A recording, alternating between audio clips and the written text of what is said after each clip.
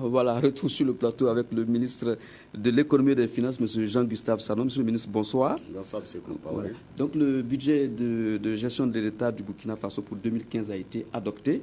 Est-ce que vous pouvez nous présenter les grandes lignes de ce budget?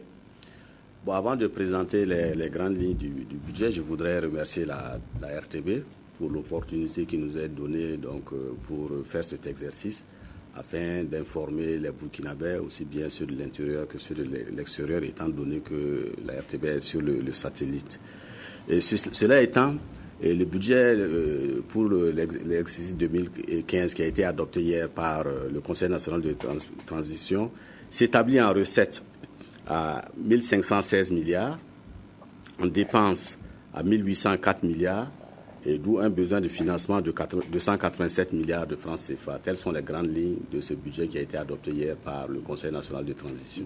Oui, mais ce gap-là, comment vous comptez le combler? Bon, d'abord, avant de dire comment ce gap va être comblé, je tiens à préciser que ce gap est soutenable. Il est soutenable dans la mesure où l'exercice qui a conduit à l'élaboration de ce budget s'est fait sur la base d'un cadre macroéconomique vraiment fiable. Et l'exercice a été conduit avec des experts en la matière, notamment ceux du Fonds monétaire international. Ça veut dire donc que c'est le secteur des finances publiques tel qu'on l'a bâti est en cohérence totale avec les autres agrégats économiques, notamment le secteur réel, le secteur extérieur, le secteur monétaire. Donc cela étant, ce déficit qui est important par rapport à ceux des années précédentes est soutenable, il est finançable, il est financé même. Il est financé donc par les partenaires techniques et financiers, donc qui ont pris des engagements dans ce sens, pour un montant de 192 milliards de francs et CFA. Et nous comptons également, à travers un certain nombre de mesures d'élargissement de l'assiette fiscale, mesures de renforcement du contrôle des recouvrements fiscaux, mesures administratives même dans le cadre de la modernisation donc, des administrations fiscales. Donc recouvrer un montant supplémentaire de 35 milliards d'ici la fin de l'année 2015. Et le reste, 60 milliards environ, s'il n'y a pas d'autres bailleurs qui se manifestent, sera financé donc par des emprunts intérieurs, notamment l'émission d'emprunts obligataires. Monsieur le ministre, quels seront les secteurs prioritaires de ce budget?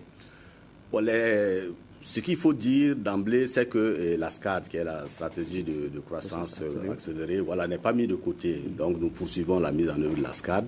Mais tenant compte également des fortes attentes qui ont été exprimées par les populations lors de l'insurrection populaire des 30 et 31 octobre 2014, il y a un certain nombre d'attentes qui ont été mises en exergue.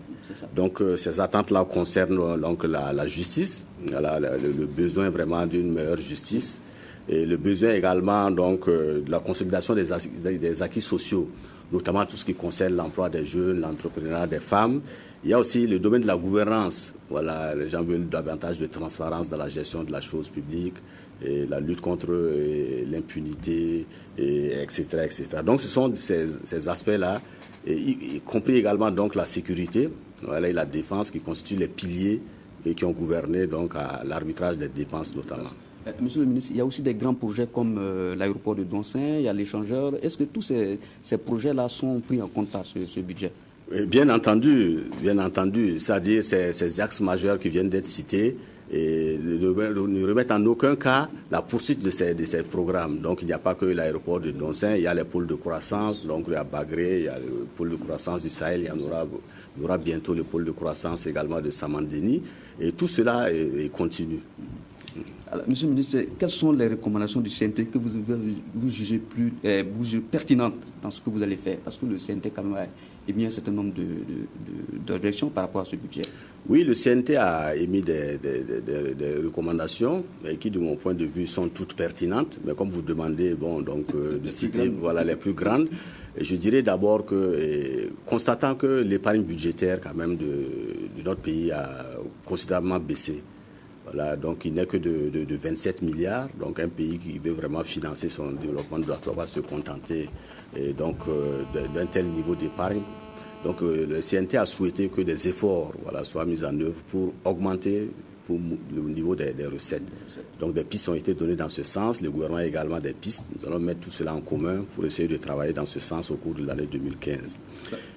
Voilà, monsieur le ministre, on va revenir beaucoup plus en détail au cours d'une émission consacrée au budget. Mais avant de vous laisser partir, si vous avez un message particulier à l'endroit des Burkinabés, on a à la veille de l'année 2015, ils veulent savoir si 2015 pour eux sera une année meilleure. Bon, le 2015 sera... Vous êtes le ministre de l'économie et des finances et les gens... Oui, bon, généralement, quand les gens ils regardent le budget, ils veulent s'assurer est-ce qu'on va payer les salaires, est-ce qu'on va payer les bourses, est-ce qu'on va rembourser la dette, qu'elle soit intérieure, etc. Oui, ça, je confirme que nous avons les moyens de le faire. Les élections également seront financées. Une provision a été inscrite. Lorsque nous allons connaître le montant exact des élections, nous allons les prendre en compte.